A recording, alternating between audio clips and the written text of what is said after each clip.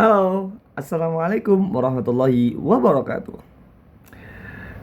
Alhamdulillah, Alhamdulillah, wa syukurillah, wa la ilaha illallah wahdahu la syarikalah, wa ashhadu anna Muhammadan abduhu wa rasuluhu la nabiyya ba'dah. Amma ba'du.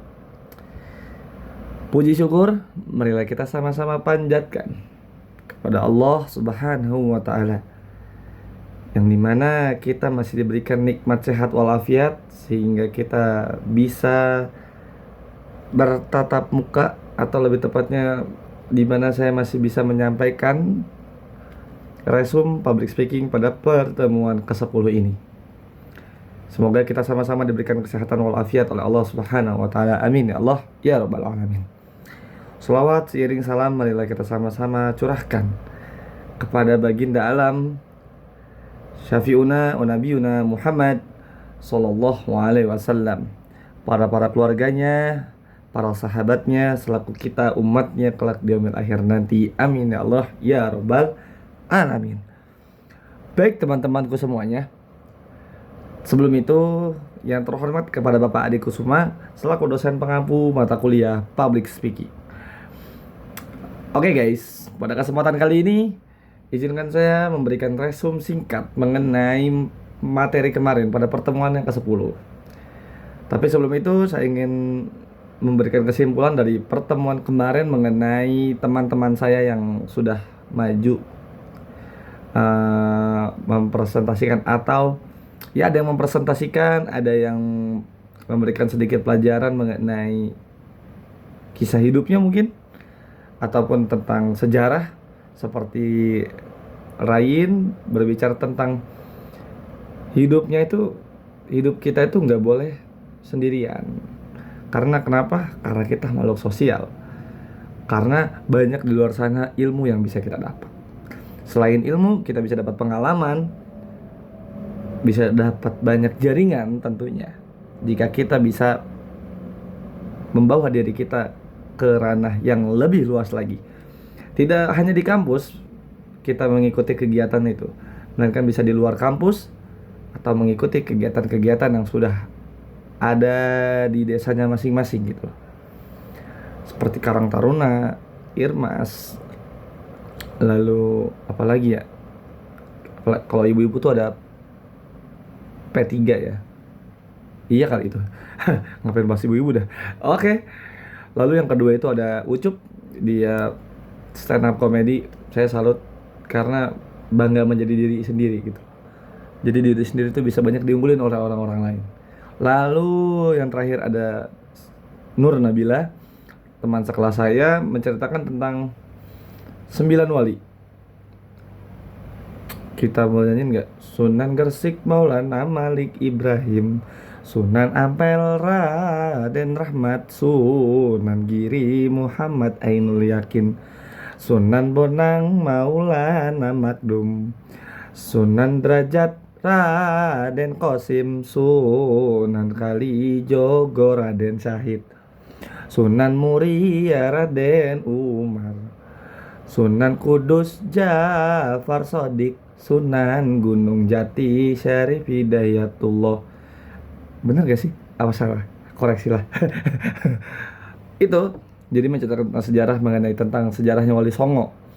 Oke, kita langsung ke pembahasan pemateri, di mana kemarin itu sempat ada yang presentasi mengenai transformasi diri, di mana di sini terdapat mentalitas dan teknik komunikasi untuk pembicara profesional, untuk pembicara handal lebih tepatnya.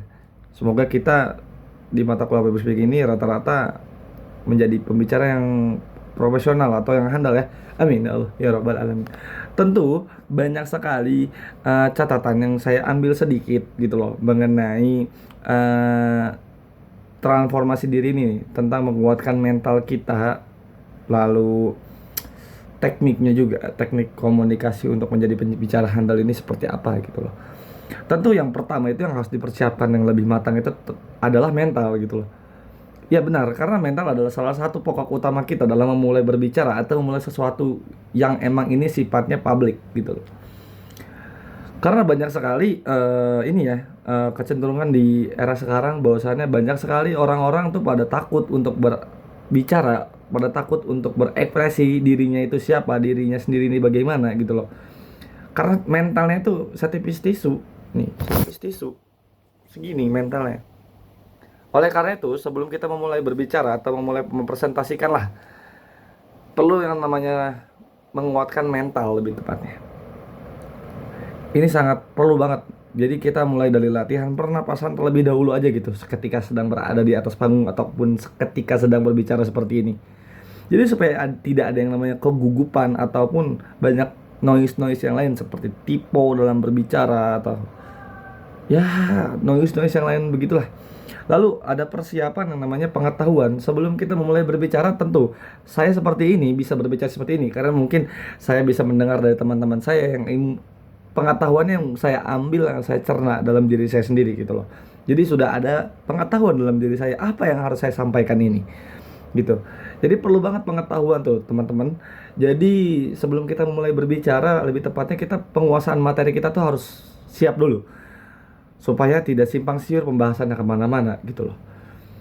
Nah, lalu teknik yang perlu digunakan menurut saya itu yang pertama itu ada ini ya, pilihan kata.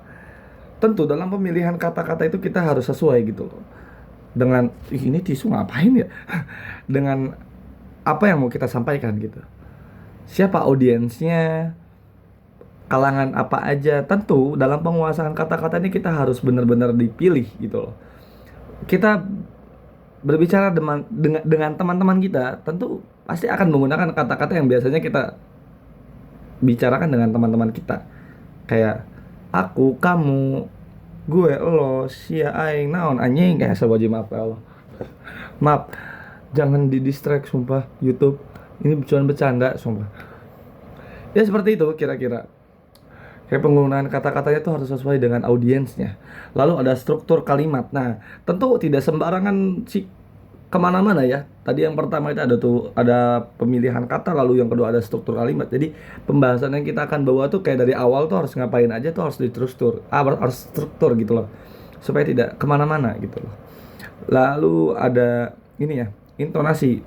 Nah, intonasi seperti ini yang mungkin mudah dipahami oleh teman-teman saya ataupun oleh audiens yang mendengarkan saya tentunya.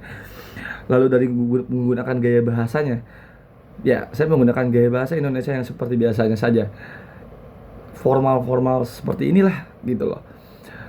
Kalau stand up comedy kan beda lagi gaya bahasanya, dia gaya bahasanya seperti gaya bahasa setiap harinya yang digunakan gitu loh sama teman-temannya gitu loh.